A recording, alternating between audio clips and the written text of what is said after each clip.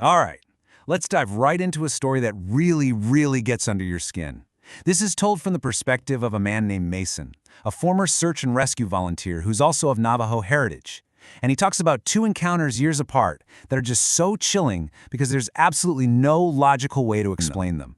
Yeah. The place this story comes from calls it exactly that. And trust me, you're about to find out why. This is not your average campfire tale. It's so detailed, so creepy, and the sense of dread it builds, well, that's what makes it stick with you. So let's start at the very beginning. The whole thing kicks off in Mason's childhood, with these incredibly specific warnings from his Navajo grandfather. And these weren't just, old folk tales. His grandfather told them to him like they were absolute rules for survival, rules that would end up defining the most terrifying moments of Mason's entire life. At the very heart of this story is the Ye Naldloshi, which many people today would call a Skinwalker. Now, in the tradition his grandfather taught him, this is a witch who gets this horrifying power by committing an unspeakable act. The power to transform, to become an animal, or even to look like another person. And it's that ability, the power to perfectly mimic someone or something you trust, that makes them so unbelievably dangerous. So, this is the first set of rules his grandfather laid down. They're pretty simple, right? It's all about avoidance. Don't call attention to yourself. And maybe most importantly, never, ever give something permission to come into your home, into your space. As we're going to see, that last rule is literally a matter of life and death. And here's the second rule. And honestly, this might be the most important one. It taps right into that deep, primal fear of the uncanny valley, The chilling idea that something could look familiar, like your best friend or your dog, but be fundamentally, horribly wrong in some way you can't quite explain. It's a warning that's about to be put to the test, big time. Okay, so let's get into the first real incident. This happened when Mason was only 10 years old. It's about his family dog, a guy named Checkers, and it's the moment those warnings from his grandfather crash headfirst into a terrifying reality. So the family goes through that whole awful process when a pet goes missing. They search everywhere, they put up flyers, they even get their hopes up over a false sighting that goes nowhere. The story really takes its time building up that feeling of loss, which makes what happens next so much more jarring. And this is the moment Mason's grandfather's words just come screaming back to him. The real Checkers was a normal, happy, energetic dog. But this thing on the porch was an imperfect copy. It was too still, too quiet. It was somehow perfectly clean after being gone for almost 2 weeks. It was just a performance, and honestly, not a very good one. And this is the moment that just shatters any remaining doubt. Right before it bolts, the creature does this grotesque, totally unnatural thing where it tries to stand up on its hind legs like a person. It's this final, horrifying display that proves this was never their dog. It was something else, just wearing its skin. Okay, so now we're going to jump forward about 15 years. Mason's an adult now, he works in search and rescue. He gets a call about a missing hiker, a man named Joseph Bentley. And this is where the second and honestly even more terrifying part of his story kicks off. Right from the jump, this was not your standard missing person case. There were all these weird reports coming from the area. Mutilated livestock, strange human tracks that would just vanish into thin air. There was this feeling that something was deeply wrong out there, before the search even got started. As the team heads deeper into the wilderness, the signs just get more and more bizarre. They're not just dealing with the normal dangers of the wild. They're finding things that violate the laws of nature.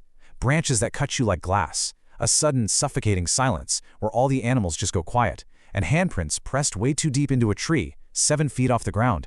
It's like the forest itself has been corrupted. And then, against all odds, they find him. They find Joseph Bentley, alive. But just like with Checkers the dog, that initial relief is immediately swallowed by this creeping dread. Mason recognizes that exact same fundamental wrongness his grandfather warned him about all those years ago. The physical condition of the guy they found was just impossible. After 48 hours in freezing temperatures, his clothes are spotless. His vital signs are like a machine's, a perfect 60 beats per minute, a perfect 98.6 degrees with 0 fluctuation. His body was like a perfectly calibrated robot, not a person who had just survived 2 days in the wilderness. And his behavior was even more disturbing. The hollow, emotionless voice, the way he walked over rough ground without ever stumbling. And then there was the tracking dog. It was absolutely terrified. It wouldn't go near him. And you gotta trust that animal instinct. The dog knew, on some primal level, this was not a man. When Mason asked him why the dog is so scared, Joseph says this. And yeah, he quickly tries to play it off like a joke, but for just 1 second, the mask slipped. It's this chilling little admission. The creature knows it's not right, and in that moment, it confirms all of Mason's deepest fears.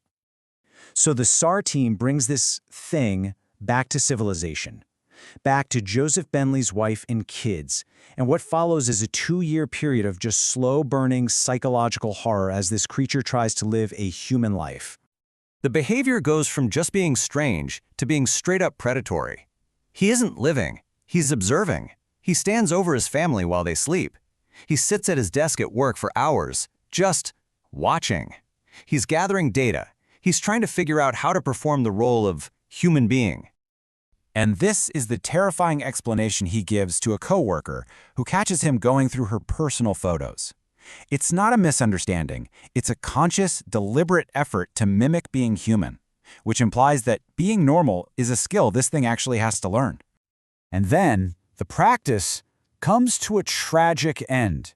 The real Joseph's family is found murdered, the house is burned to the ground, and the creature that had been posing as Joseph Bentley is just gone. Its experiment apparently was over. But the story doesn't end there. A few years later, a new discovery back on the exact same mountain where Joseph went missing provides one last, horrifying twist that just changes everything you thought you knew. So during a completely routine training exercise, a new SAR team just happens to stumble upon some human remains. They're scattered, they're weathered. It's pretty clear they've been out there for a very, very long time. DNA testing comes back and confirms the impossible. The remains belong to Joseph Bentley, but it's the medical examiner's report that delivers the final, soul-crushing blow. The estimated time of death was about 2.5 years prior to their discovery. The timeline makes it brutally, horribly clear. The real Joseph Bentley died on that mountain almost as soon as he went missing.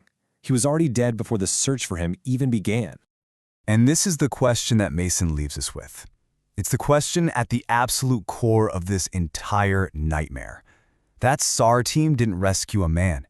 They found something else. Something that had already taken his skin, and they personally delivered it right to his family's front door. What it was and what it wanted, well, we can only guess.